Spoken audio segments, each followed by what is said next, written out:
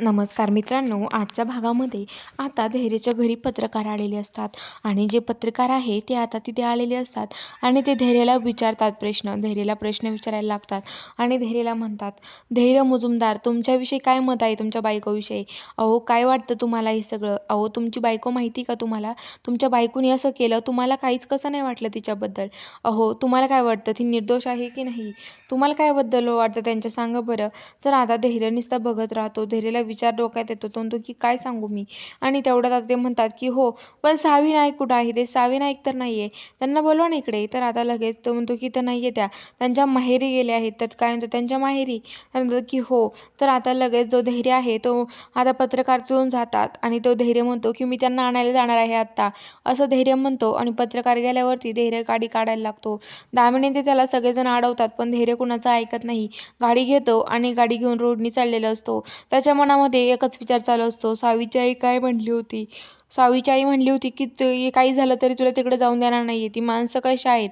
त्यामुळं तर आता धैर्य म्हणत असतो की येऊन देईल का पण मला सावीला माझ्यासोबत? असं धैर्य विचार करत असतो आणि इकडे जी सावी आहे, तिची आई सावी तिच्या आईला म्हणत असते, सावी आईला म्हणत असते की "आई मला जाऊ दे ना गं धैर्यकडं.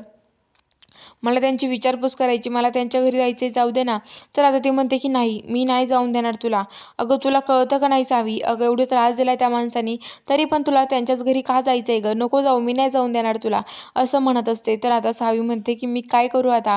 असं म्हणत असते. तर आता सावी म्हणते की "मला तर काही करून जायला हवं." तर आता इकडं तेवढ्यात आता जो धैर्य आहे तो गाडीतून तिथे येतो आणि तो म्हणतो की "सावी, तुम्हाला मी घेण्यासाठी आलो आहे. येताल ना माझ्यासोबत?" तर आता लगेच सावीची आई म्हणते की "नाही, तुम्ही माणसं कशा आहात तो परत न्यायला आलात?" तर आता तो म्हणतो की "मी तुमच्या मुलीला काडीचं सुद्धा दुःख होऊन देणार नाहीये. मी तुमच्या मुलीला खूप सुखात ठेवीन, तुम्ही काळजी करू नका." असं तो म्हणतो आणि आता तो म्हणतो की "जाऊ का आता घेऊन?" तर ते म्हणतात "ठीक आहे मग." आणि जो धैर्य असतो तो आता सावीला घरी घेऊन येतो. आता तो घरामध्ये आता तो म्हणतो की माझ्या बायकोला कुणी त्रास द्यायचा नाही. धैर्य सावीला उचलून आणतो. सगळेजण त्यांच्या अंगावरती फुलाच्या पाकळ्या ते टाकतात. सगळेजण त्यांचं घरात स्वागत करतात. तर आता बघूया पुढील भागात नक्की काय घडणार आहे, हे इंटरेस्टिंग ठरणार आहे बघणं. तर बघूया आता पुढील भागात काय घडतं हे बघायला चॅनलला सबस्क्राईब करून घ्या.